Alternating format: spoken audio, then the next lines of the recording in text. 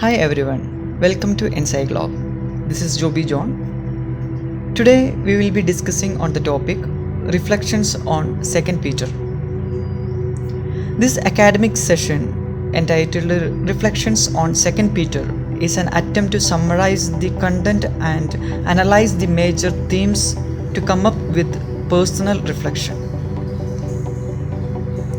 The authorship of the second epistle of Peter is attributed to Saint Peter based on tradition.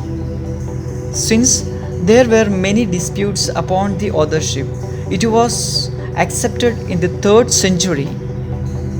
The indications about the same refer to the writings of Origen. The evidence from the 2nd Peter indicates that the author of the said epistle was Peter himself, and the audience of the letter is as same as 1st Peter. There was confusion concerning the date of the composition. It would have been written between 65 to 68 AD because Peter was martyred around 68 AD.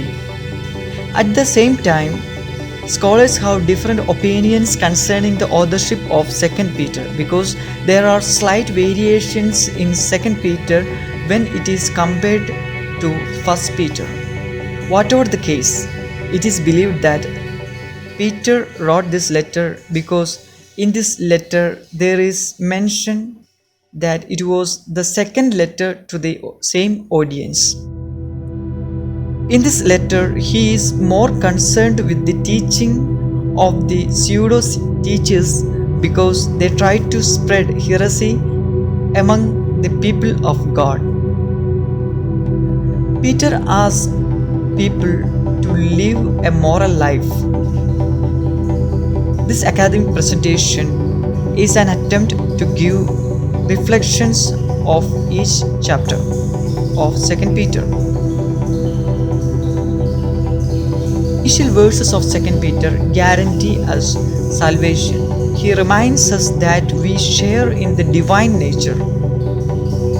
Therefore, he advises us to strive with the greatest determination and at the same time to increase faith. The knowledge of God is efficacious. Therefore, Peter advises the people of God not to turn away from the faith in Christ. He says that he was an eyewitness of the Christ events. He emphasizes the power of the Holy Spirit.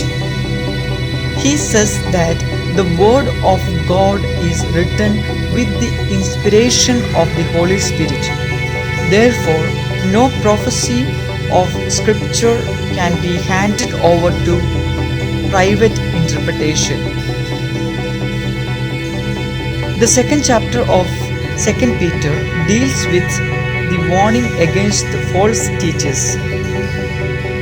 As it was stated above, the letter was primarily focused on the Jews in dispersion. When people live outside of their territory, the chance of false teachings is very high. This scenario is the social setting of the letter. Peter wants the people to beware of the false teachers because those false teachers distort the apostolic traditions and spread false teachings among the people of God. He narrates stories of how the righteous are rescued at the day of judgment. The theme of the 3rd chapter primarily deals with the second coming of Jesus. He answers the question of why the second coming of Jesus Christ is delayed. 2 generations of Christians had already waited for the return of Jesus. A similar hope stimulated their perseverance.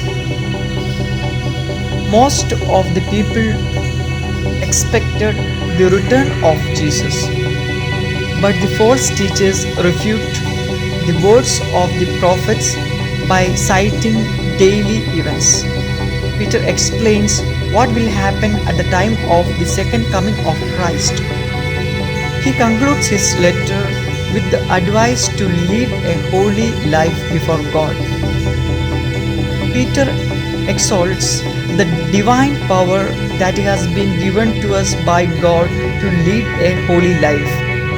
Even though he instructs the early church in dispersion with the said statement, this exhortation has got relevance in the present century too, because these are inspired by Holy Spirit.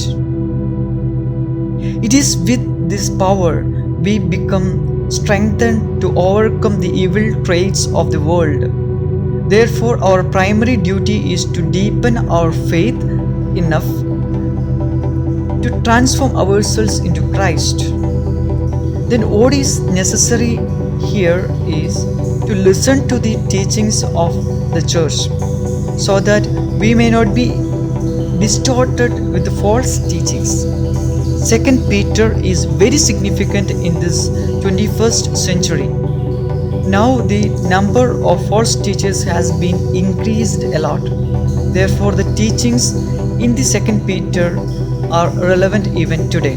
Thank you for watching. I request you to subscribe my channel.